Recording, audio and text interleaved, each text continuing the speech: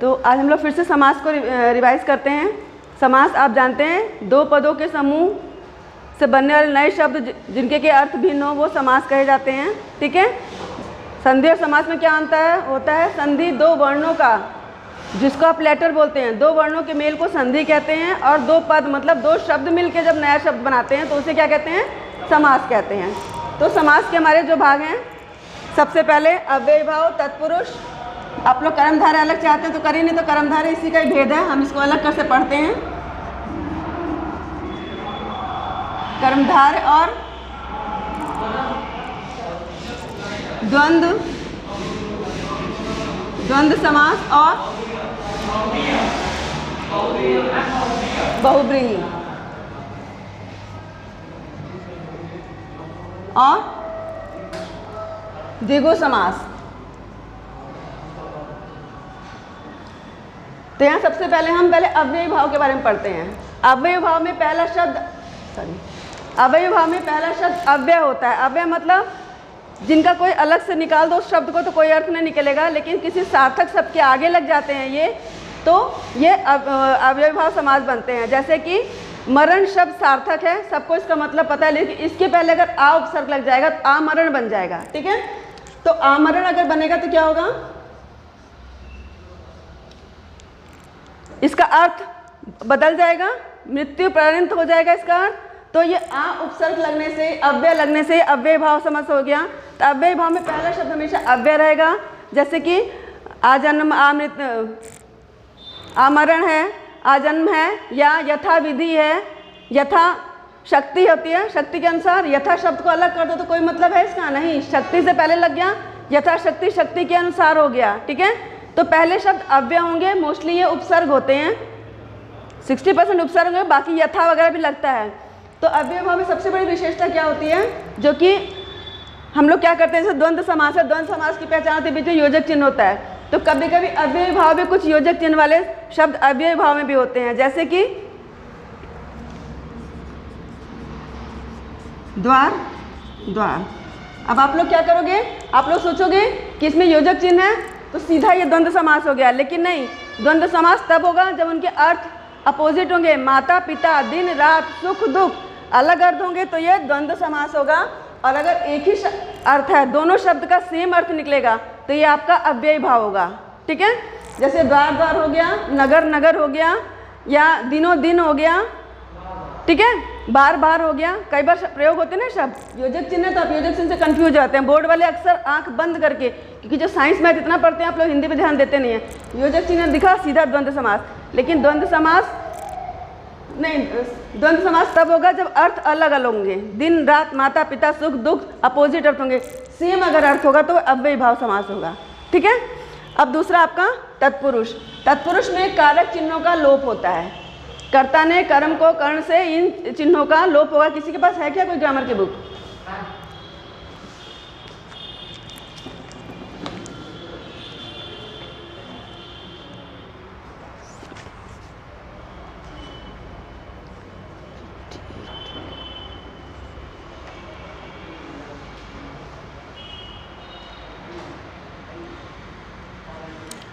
हाँ, तो इसमें सबसे पहले जैसे हो गया ग्रामग्रत, गांव को गया हुआ, तो को जो चिन्ह का लोप हुआ है ये कौन सी कारक का है?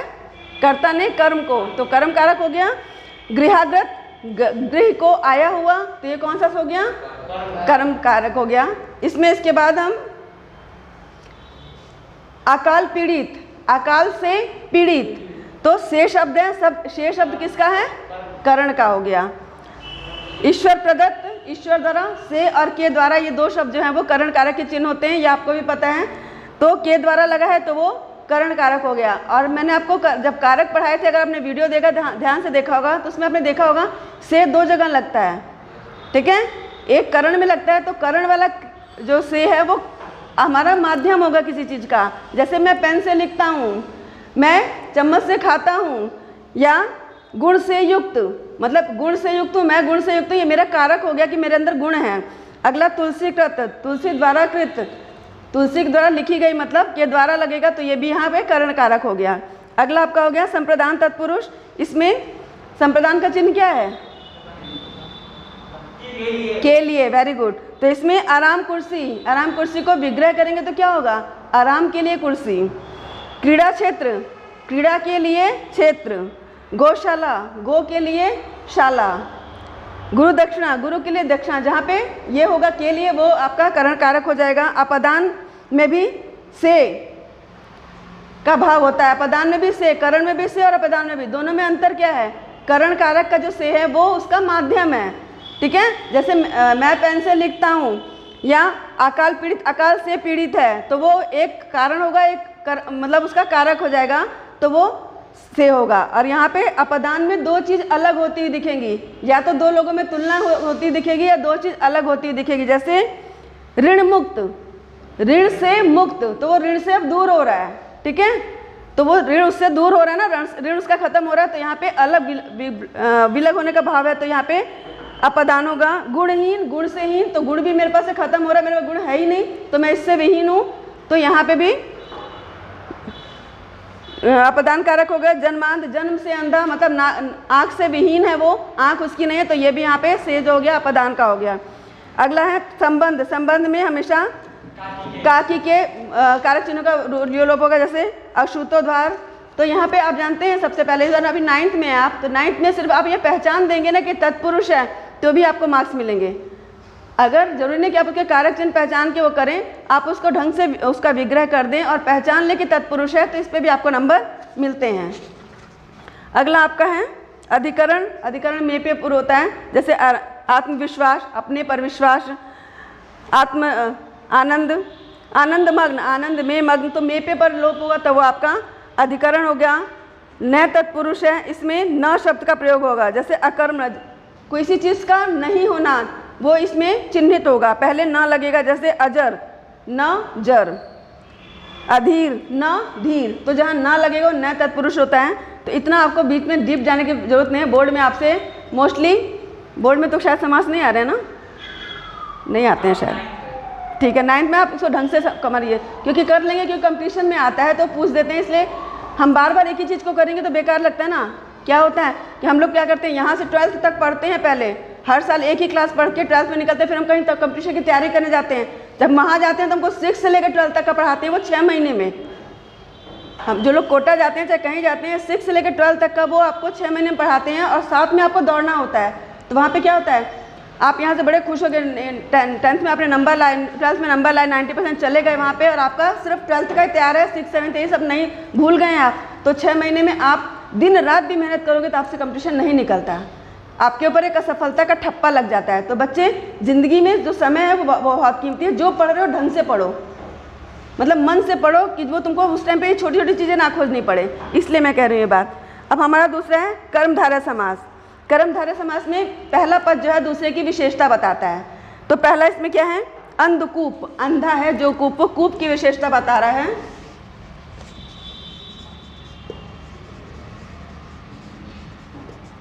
वो कूप मतलब कुएं की विशेषता पहला शब्द बता रहा है। तो ये पहला शब्द हमारा विशेषण हो गया, और दूसरा विशेष्य हो गया।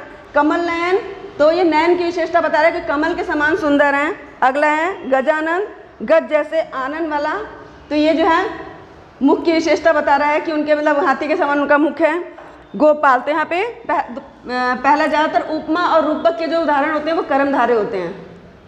अगर आपको अलंकार आता होगा पहचानना, तो जो उपमा और रूपक के उदाहरण होते हैं वो मोस्टली कर्मधारय विशेषण विशेष या उप में उपमान का संबंध होता है, तो कर्मधारय समास होता है।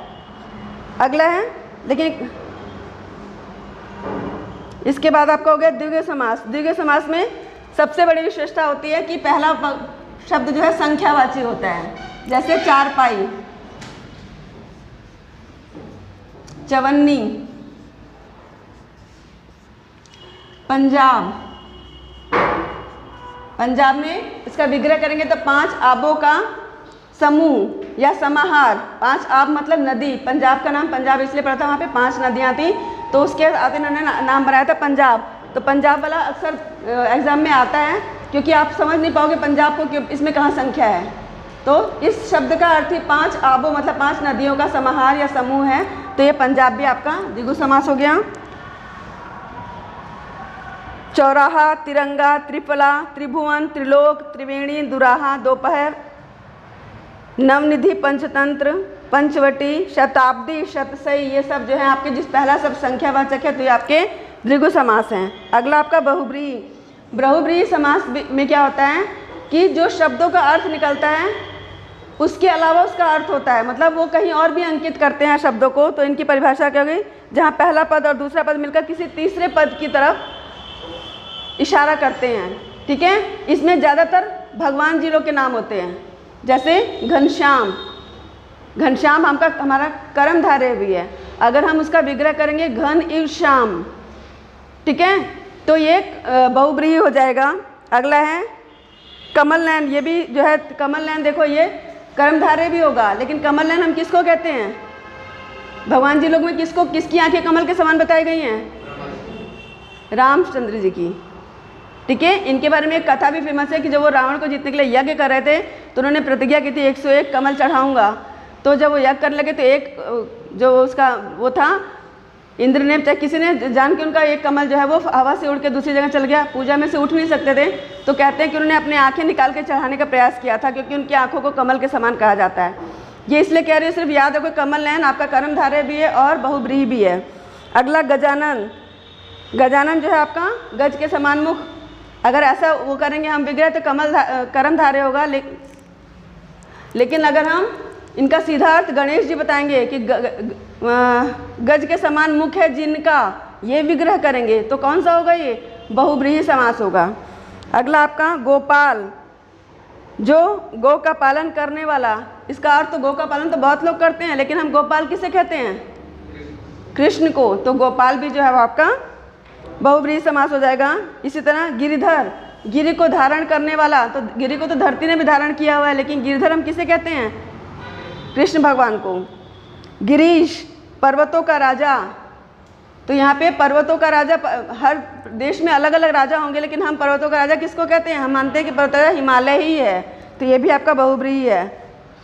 चक्रधर, चक्र मतलब इसमें 90% भगवान जी लोग के नाम, चतुर्मुख, नीलकंठ, जितने भी भगवान जी के उपनाम हैं वो जो है वो बहुब्रीहि समास में आते हैं।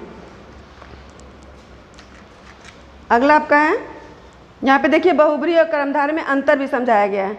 जैसे कि कमल नयन को अगर हम कमल जैसे नयन, ये अगर इसका विग्रह करेंगे तो ये हमारा कर्मधारय होगा, और कमल जैसे नयन वाला ये विग्रह करेंगे तो ये बहुब्रीहि हो जाएगा। ठीक है, महात्मा, महान जो आत्मा, तो ये कर्मधारय होगा। महान आत्मा है जिसकी, अगर ऐसा विग्रह होगा तो ये बहुब्रीहि समास। तो पहले बात ध्यान लीजिएगा बच्चे, जो चीज़ कंफ्यूज करती है जब हम पढ़ते हैं, नॉर्मली जब हम पढ़ाई करते हैं, जो चीज़ कंफ्यूज करती है उसको और ध्यान से दिमाग में बैठाओ, क्योंकि पक्का ये तुम्हें यहाँ तो मिलेगी एग्जाम में, ये तुमको बोर्ड में, मतलब कभी कंपटीशन की तैयारी करने भी जाओगे, क्योंकि 60% कंपटीशन में तो हिंदी आ रही है, और हिंदी अच्छी खासी हिंदी आती है। तो जितने भी अभी कन्फ्यूजन है उनको अभी भी अंडरलाइन करके रखना चाहिए, उनको ज़्यादा दिमाग में बैठाओ कि कहीं ना कहीं तुमको कंपटीशन में, रेलवे में, चाहे कहीं भी आपको ये मिलेगा। ठीक है, तो हम लोग क्या करते थे, हम लोग को पढ़ने का तरीका हमारे टीचर्स बताते थे कि जब हम लोग जैसे मैथ चाहे साइंस कुछ भी हम लोग पढ़ रहे हैं, तो जो सबसे टफ सवाल होते हैं, टीचर्स कहते हैं जब पहली बार हम लोग पढ़ाते हैं तो उनको टिक करते चलो कि ये हमको नहीं आता, ये टफ है। जब दोबारा रिवीजन किया जाता है नॉर्मली में, तो क्या होता है, हमने अगर पहली बार टिक किया तो हमें पता है ये सवाल टफ है, तो हम दोबारा अगर टीचर हमसे डाउट क्लियर करने के कहते हैं तो हम वही सवाल पूछेंगे जो हमको नहीं समझ में आता, दूसरी बार में हमको समझ में आ गया। जब हम एग्जाम के लिए कभी रिवीजन करते हैं तो हम सिर्फ वही सवाल रिवीजन करते हैं। बड़ी क्लास, अभी तो आप लोग छोटी क्लास में, बड़ी क्लास में लोग एक एक रात में एक एक किताब खत्म करते हैं जब कंपटीशन होता है। तो क्या पूरे सवाल थोड़ा ना करते हैं, पहली बार पढ़ते हो जितना टफ है उसको टिक लगाते चलो कि ये टफ था। रिवीजन करो तो उस पर ज़्यादा ध्यान दो, डाउट पूछने के लिए टीचर कहे तो उसको और क्लियर करो कि कॉन्सेप्ट क्लियर हो जाए। उसके बाद जब आप फाइनली एग्जाम के लिए रिवाइज करो तो सिर्फ वही वो देखो, क्योंकि क्या हम लोग रिवीजन ऐसे ही होता है कि शुरू के सवाल, क्योंकि जो फार्मूला बेस्ड होते हैं उनको सवालों को करा जाता है, उसके बाद जो टफ होते हैं, जो टिक हमने लगाए होते हैं उनको कर लेते हैं, तो हमारा वो चैप्टर खत्म। हमको 30 सवाल लगातार करने की जरूरत नहीं होती है। ठीक है, तो हिंदी चाहे किसी भी सब्जेक्ट में यही फॉर्मूला काम करता है कि हमें जो चीज़ें टफ है उसको, ये हमें पता है कि कर्मधारय भी है, बस हमको विग्रह करने में अंतर है, उसको हम ध्यान से देख लें। 3 ही 4 तो शब्द हैं, मोस्टली भगवान जी नाम लोग के नाम है जो कर्मधारय और बहुब्रीहि दोनों में आते हैं। ठीक है, अगला आपका है बहुब्रीहि और द्विगु में भी होता है। द्विगु में भी जैसे पहला शब्द जो है वो संख्यावाचक होता है, अमर न मर, ये कर्मधारय हो गया। जो नहीं मरता अर्थात देवता, वो बहुब्रीहि हो गया। तो कुछ ही शब्द हैं, वो बहुत होंगे, 10 शब्द होंगे, उन 10 शब्द को रट डालो, बस उनका विग्रह रट डालो कि ऐसे विग्रह करेंगे तो ये हो जाएगा, वैसे विग्रह करेंगे तो वह हो जाएगा। यहाँ तक कि बोर्ड में जब टीचर कोई समझदार बैठता है तो कोई ऐसे समाज से ऐसी चीज़ें आती हैं तो आप विग्रह के हिसाब से आपको नंबर मिलते हैं कि आपने विग्रह क्या किया है उसका, ठीक है। लेकिन ऑब्जेक्टिव में एक ही आंसर होगा, इसलिए ऑब्जेक्टिव में आपको 2 आंसर पे नंबर नहीं मिलेंगे, जो कन्फर्म है वही आपको करना पड़ेगा। अगला आपका है द्वंद्व समास। द्वंद्व में मैंने पहले ही बताया कि 2 शब्द होंगे, वो आप एक दूसरे से, सबसे पहले इसका योजक चिन्ह, इसकी पहचान होती है दुख सुख, दिन रात, माता पिता। तो आप लोग जब एग्जाम देते हो मोस्टली लोग बच्चे एक चिन्ह बनाते हैं ना, तो ये योजक चिन्ह को चिन्ह बनाते हैं, द्वंद्व में योजक चिन्ह लगाए तो ये जो बस अगर सेम अर्थ है तो अव्ययी भाव होगा, विपरीत अर्थ है तो द्वंद्व होगा। और यही चीज़ कंफ्यूज करते हैं, कंपटीशन में आपको कभी ना कभी ये चीज़ ज़रूर मिल जाएगी, तो ध्यान रखना कि मैम ने से क्या समझाया था, ठीक है। तो ये तो समास तो आपका हो गया। समास किसे कहते हैं, कोई बताएगा? जल्दी जल्दी बताओ, कौन बताएगा? 2 या 2 से अधिक शब्दों के मेल से नए शब्द बनाने की क्रिया को समास कहते हैं। अगला प्रश्न, इसमें संधि और समास में क्या अंतर है? हाँ, संधि में 2 वर्णों का मेल होता है, ठीक है। जो भाषा की सबसे छोटी इकाई वर्ण आपने 6th 7th 8th में पढ़ा होगा, 2 वर्णों का मेल होता है। और समास में 2 पदों, मतलब जो शब्द वाक्य में प्रयोग होते हैं उनको पद बोलते हैं। तो प्लीज़ कंफ्यूज मत होना कि पद कुछ और होता है। पद का मतलब हम लोग कविता लगाते हैं, सोचते हैं ना, लेकिन कंपटीशन में पद और शब्द का मतलब एक ही है, ठीक है। जो शब्द वाक्य में प्रयोग हो जाए वो पद बन जाते हैं। समास के कितने भेद हैं, उदाहरण सहित लिखिए। तो आपकी किताब में समास के इन्होंने जो अलग अलग भेद दिए हैं तो आप इसी हिसाब से पढ़िएगा, ठीक है। यहाँ पे कर्मधारय और द्विगु द्वंद्व सबको अलग किया गया है, जबकि वास्तव में तत्पुरुष के भेद कर्मधारय और द्विगु जो है, क्योंकि यहाँ पे भी विशेषण विशेष, वहाँ पे भी विशेषण विशेष होता है, और तत्पुरुष के भी कुछ शब्द ऐसे ही होते हैं जो पहला शब्द दूसरे की विशेषता बताता है, ठीक है। अगला है बहुव्रीहि तथा कर्मधारय समास का अंतर स्पष्ट कीजिए। देखिए, कर्मधारय समास में दूसरा पद प्रधान होता है, ठीक है, और पहला पद उस विशेषण और विशेष्य का कार्य करता है। जैसे महावीर, महान है जो वीर, तो इसकी आपको परिभाषा याद करनी पड़ेगी। तो इस बार तो नहीं, लेकिन बोर्ड में मैं ये सब चीज़ें पूछूँ, मतलब अगले फाइनल एग्जाम में ये चीज़ें मैं पूछूंगी। अब और कुछ आपको जो ना समझ में आया हो? समास क्लियर हुआ कि नहीं? मैं पूछूं आपसे? पूछूं, आप बताएंगे? चलिए, नीति निपुण कौन सा समास है? नीति निपुण कौन सा समास है? विग्रह करो, क्या विग्रह होगा इसका? नीति में निपुण। तो बीच में क्या लोप हो रहा है? में शब्द, कारक चिन्ह कौन सा होगा? तत्पुरुष। अब तत्पुरुष में किस में आता है? में पे पर किस में आता है? अधिकरण में। तो आप क्या लिखेंगे? अधिकरण तत्पुरुष। क्लियर? अगला है आपका गिरिधर, कौन सा है? बहुब्रीहि। इसका विग्रह कैसे करेंगे? गिरि को धारण करने वाले अर्थात कृष्ण। तो आपको पूरा करना पड़ता है, गिरि को धारण करने वाले अर्थात कृष्ण। पंच परमेश्वर,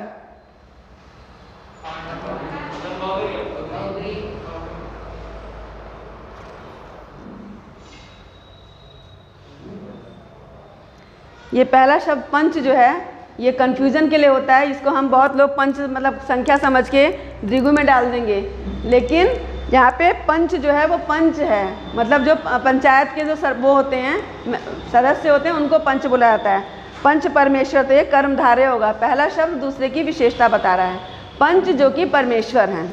अगला प्रति व्यक्ति, प्रति व्यक्ति कौन सा समास है? प्रति व्यक्ति, ध्यान से सोचो, किसने बोला अव्यय? सही बोला है भाई। पहला प्रति शब्द अव्यय है, प्रति को अलग कर दो तो उसका कोई बहुत अर्थ नहीं है, लेकिन व्यक्ति के आगे लग गया है तो उसका अर्थ बदल रहा है, तो ये अव्यय भाव है। भरपेट, भरपेट अव्यय भाव, वेरी गुड। अगला है गगनचुंबी, बहुव्रीहि समास, याद किया हुआ है। अगला है देशार्पण, देश के लिए कौन से उसमें होता है? तत्पुरुष का कौन सा कारक? संप्रदान। अगला आपका नवरत्न, नवरत्न क्योंकि पहला शब्द संख्यावाचक है, द्विगु समास। कलम दवात, द्वंद्व, कलम और दवात अलग अलग है बीच में, और जब हमका विग्रह कर रहे हैं तो और लगा रहे हैं, लेकिन कलम दवात में बीच एक योजक चिन्ह था, ठीक है। अगला आपका है पंचामृत, पंचामृत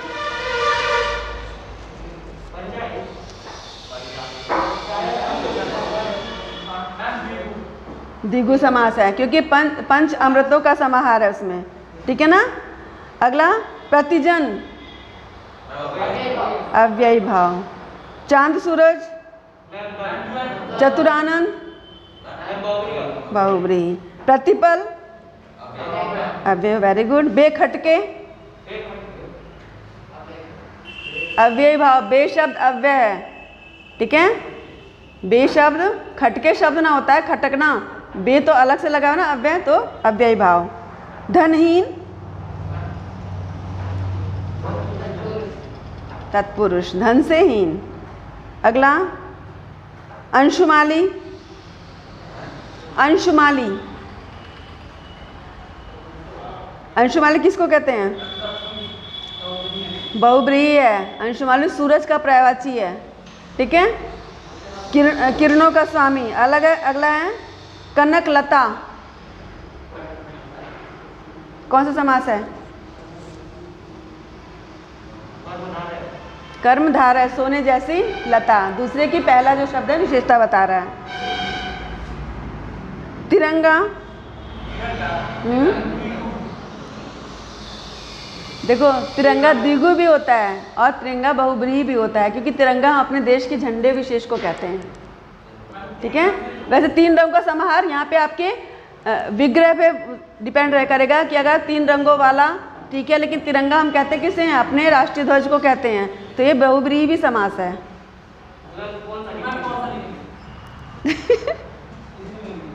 तिरंगे को आप बहुव्रीहि लिखना, इंडिया में तो बहुव्रीहि लिखना, ठीक है। वैसे अगर आपको उस तरह से पूछा जाता है तो आप जैसा विग्रह करते हैं, अगर आपका विग्रह सही होता है तो तीन रंगों का समाहार होगा, तो ये होगा द्विगु समास। लेकिन तीन रंगों वाला अर्थात राष्ट्रध्वज, तो ये होगा आपका बहुव्रीहि। दिगंबर, बहुव्रीहि। त्रिवेणी, त्रिवेणी तीन रंगों, क्या है? तीन नदियों का संगम, लेकिन हम कहते किसे? त्रिवेणी, प्रयागराज को होते, बहुव्रीहि भी है ये, तो आप इसको बहुव्रीहि लिखना। त्रिवेणी और तिरंगा, इन दोनों को बहुव्रीहि लिखना आप लोग। चलिए, और कोई चीज़ है जो आपको नहीं समझ में आई हो? और क्या आने वाला है आपका?